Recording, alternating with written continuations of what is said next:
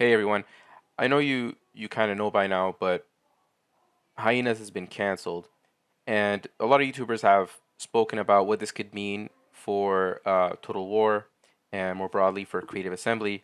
But the immediate consequences seem to be quite clear that CA will be laying off some employees, and I do know that the hype, or I could say the um, reaction to the announcement of Hyenas was not positive. But if you were to look at the LinkedIn of the people who did work on the project, a lot of them helped develop Alien Isolation and Halo Wars 2.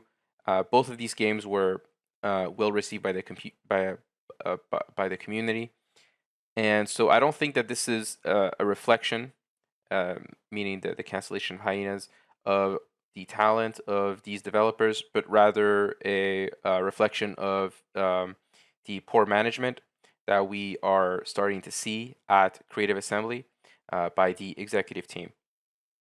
So the reason why I made my video, Why Total War Was Dead, I kind of looked, very broadly at the games that Creative Assembly has released. However, there's one thing that I did say in that video that upon realizing that Hyenas was canceled, kind of made me question my judgment. But Rob Bartholomew basically stated that in order to cover costs, we have to increase the price of the game, and that's just the reality we kind of live in. But w- I found that to be a little bit contradictory to Creative Assembly's financial statement because they specifically stated that they were able to maintain profits despite increasing costs. And that led me to sort of be a little bit dubious about what Rob was saying. But now that Hyenas was canceled, I feel like now is a good opportunity to maybe take a deeper and perhaps even like a slight comparison of how C is performing compared to its competitors. So this is Creative Assembly's financial statement from 2022. Now, it doesn't include this year, but we can safely assume that this year was, you know, will probably end in losses. So, in my previous video, I stated that it seemed as though that CA seems to be outpacing inflation in being able to drive up profits. And the reason why I made that statement is because when I looked at the financial statement, it said that the increase in operating profit can be attributed to revenue growing faster than costs. One of these costs is obviously inflation. If you keep going to the next page, they talk about how basically during the COVID-19 pandemic, and that's absolutely true, most people, started working from home. Most people aren't as productive when they work from home, which that's why companies are kind of pushing for people to go back home, back to work. So sorry.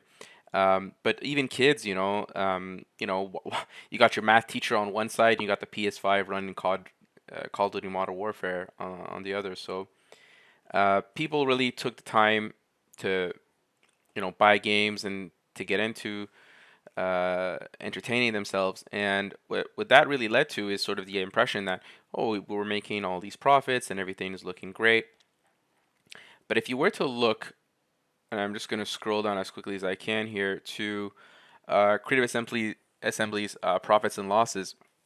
If you were to just divide the profits for the year, so we got about, I kind of did the math here, but if you got about 6.8 million, or and if you divide that by 137 million, you get about 5%, which means that for every dollar that CA puts in to drive up sales, they get about 5 cents. Um, Now, if you were to compare Creative Assembly to some of its competitors, uh, like Microsoft. Now, Microsoft obviously we can cope. We can cope if we want and say, well, Microsoft obviously does much more in that. It does phones, operating systems, etc. But it's at 42%. Tencent, that's more of a gaming company, right? And it's at 40%. Activision Blizzard, we have we just heard about how Blizzard is going to be firing most of its team at Hearthstone, and it's at 30%. You have Electronic Arts, which is at 20%.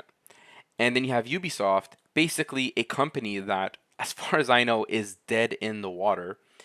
But they have an operating margin that is about twice that of Creative Assembly. And then if you compare it to something like Paradox, it's at 42%. And then you've got CD Projekt Red, which, we could point to the finger about how Cyberpunk 2077 was a disaster, but it did drive up a lot of sales, and the game was incredibly popular for all intents and purposes. Uh, and I think CD Projekt Red can still garnish some goodwill from the community if they keep up with patching the game. But I don't really want to get stuck into CD Projekt Red. My goal here is to talk a little bit more about CA. But when you look at that and you start to think about why I made my video called "Why Total War is Dead," you just have to. I just looked at the titles, and if you look at the financials, I mean, you really do get a confirmation of that as to how is it that CA is still alive, and perhaps it's because they're still a small indie game company and they get to take money from up and coming developers in the UK, and you know are able to sort of mitigate some losses there. But it really does seem to me that the company is struggling on a foundational level because they seem to be disorganized.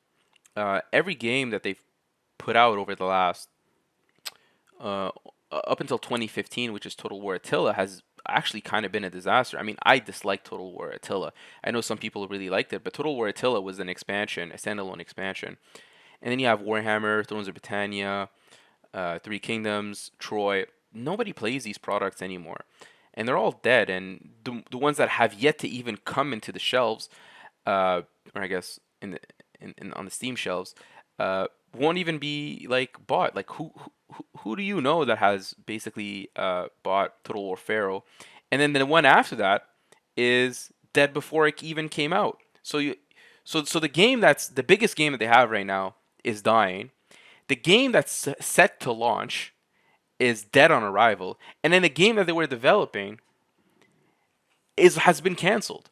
And I think this is something that I really want to show here. But oh man, where's my article? Yeah, if you look at this article here, it basically states, and this is something that's very key that I saw a lot of YouTubers kind of miss out on. But it says we have reviewed the title portfolio of each development base in Europe, and the resulting action will be to cancel Hyenas and some unannounced titles under development.